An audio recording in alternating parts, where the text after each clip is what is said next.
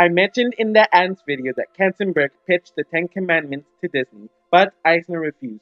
When DreamWorks was formed, one of the first things that Spielberg said was that they had to do an adaptation to the Ten Commandments.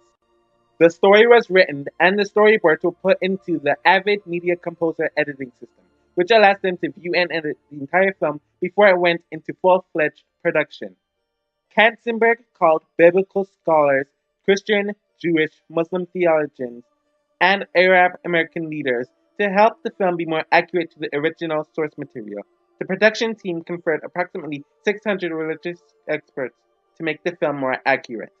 9 visual development artists went on a 2-week travel across Egypt with the filmmakers before the film began production, so they can capture the architectural style of ancient Egypt. The crew decided to take a more angular and realistic approach due to the character designs, instead of the more cartoony designs of other studios. Disney. There are a lot of changes made in the film, which involves Moses initially being adopted by the Pharaoh's daughter instead of the wife. Moses murdered the slave master intentionally and tried to hide his body, and Aaron was the bigger supporter of Moses than Miriam, to the point that he was the one who turned the staff into a snake and the water into blood instead of Moses. There was a challenge in creating the voice of God because they wanted to evolve it into something that had not been heard before, and did a lot of research from past Hollywood films that depicted God, and a lot of radio shows to have a voice of manipulation. The voice of God ended up being played by all of the major actors and actresses. It was also originally intended for a woman and a child to play the voice of God, but they changed it to not offend the audience. I mentioned earlier how The Prince of Egypt was initially supposed to premiere in late November, the same weekend as A Bug's Life, but they had to push it back after Disney's refusal to change the date for A Bug's Life. It became the second DreamWorks film instead of the first when they rushed Ants to be released in October. The Pharaoh's request for every Hebrew newborn to be killed causes Moses to be sent off in the river for a chance at life. Miriam follows the basket to see that the queen took him in to raise him. See the relationship between the brothers and how their father tells them not to have a weak link, which mostly refers to Ramses because he will be the new pharaoh.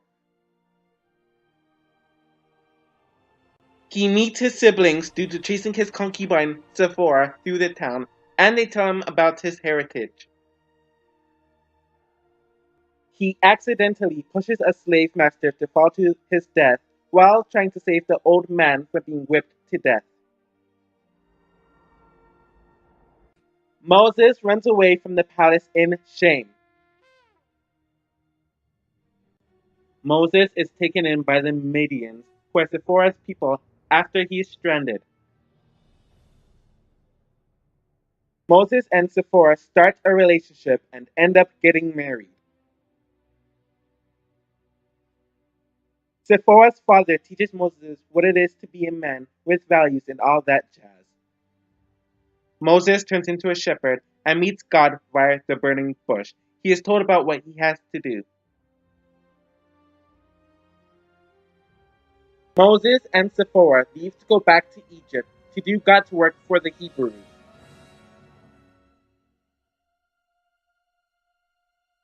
Moses reunites with Ramses, who thinks things will go back to normal.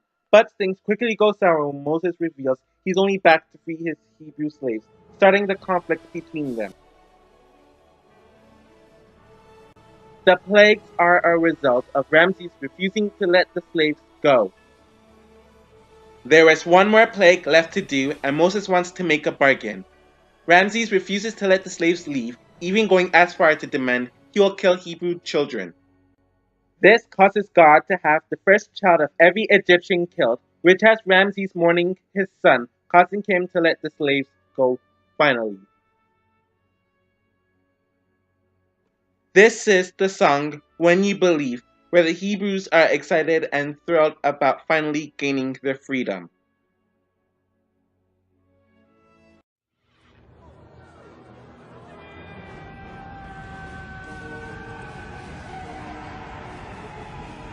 Come on! There would be no third act if Ramses didn't do this. Moses uses his staff to get the Hebrews across. The water is then used to sweep the Egyptians away completely. Ramses is left on a rock yelling his brother's name, while the Hebrews are happy at their promised land, with Moses bringing down the Ten Commandments.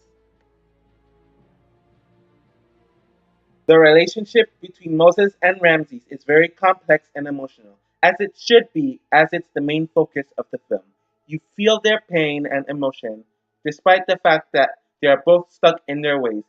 It is realistic that sometimes close relationships just don't work out. A lot of show and not tell regarding their relationship, which DreamWorks tends to suffer from, which we'll get to later in those future films. There are no corny jokes and pop culture references in this film. This should be a given, but with DreamWorks and other animated companies, it is a common occurrence. They wanted to tell a dramatic and accurate story, and they executed it extremely well. The plot is very fast paced, and there is no filler in the film. What is needed ends up in the film. The animation is exhilaratingly stunning. It is a bit jarring with how the CGI elements are integrated at times, but it's easy to get used to, and they blend it better as the film goes on. I like the more realistic approach with the character design. Most of the songs are useful, enjoyable, soulful, and help the plot and characters develop. Emphasis on most.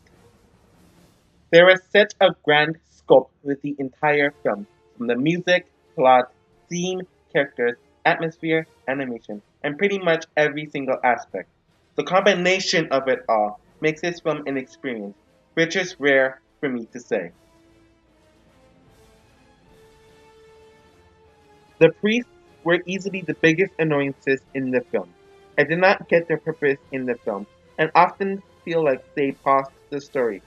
Actually, I do get why they were put in the film.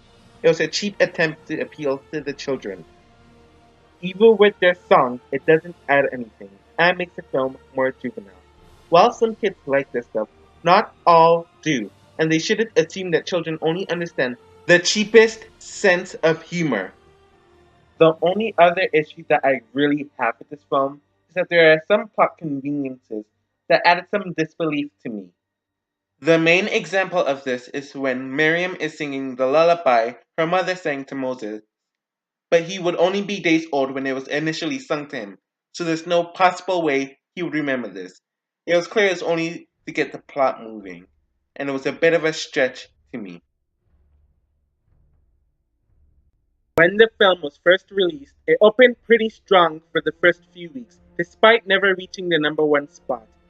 It being a religion film during the holiday season most likely helped its performance. It stayed in the top 10 until late January, and it's clear they kept it in theaters for those next 3 months due to DreamWorks wanting it to hit 100 million.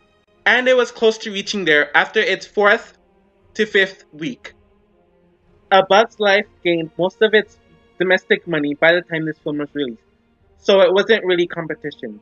This film managed to make over $117 million internationally, adding a worldwide cost of over $218 million. Regarding award season, it was nominated and won a bunch of awards for its songs and soundtrack, mostly for the song When We Believe. In the Annies, it was completely overshadowed by The Iron Giant, but with this film, people finally started to speak about DreamWorks animation, and it wasn't in comparison to another studio, like it was with Ants. The Prince of Egypt was released around the time where the general audience had the mentality of the trope, all animation is Disney, in their minds, and despite the Disney Renaissance decreasing, people were still trying to copy and replicate their success. Out of the many non-Disney films, most of them flopped in almost every aspect, while The Prince of Egypt is easily the most successful one of all, though I don't believe they intentionally copied Disney at all. The Prince of Egypt ended up being the anti-DreamWorks of the more recent years, since their reputation quickly changed in the early 2000s. DreamWorks is currently known for their cheap pop culture references, childish themes, thin plot, humor, and gimmicks to capture the child/family audience. The CGI animation and an increasing theme of anthropomorphized animals, instead of the all-human cast, are some of the main reasons why this film is so different. Many people consider this film to be the magnum opus of DreamWorks animation. I am shocked with how accurate this film ended up being. I mean, they did get some facts incorrect, but I was expecting the film to be a lot more inaccurate than it ended up being. All of the characters are emotional, and we understand the emotion and struggle they all go through at various instincts throughout the film. It is a shame that DreamWorks will never ever make a film like this again, and they don't give much attention to it currently because it's not like their more recent outputs regarding films.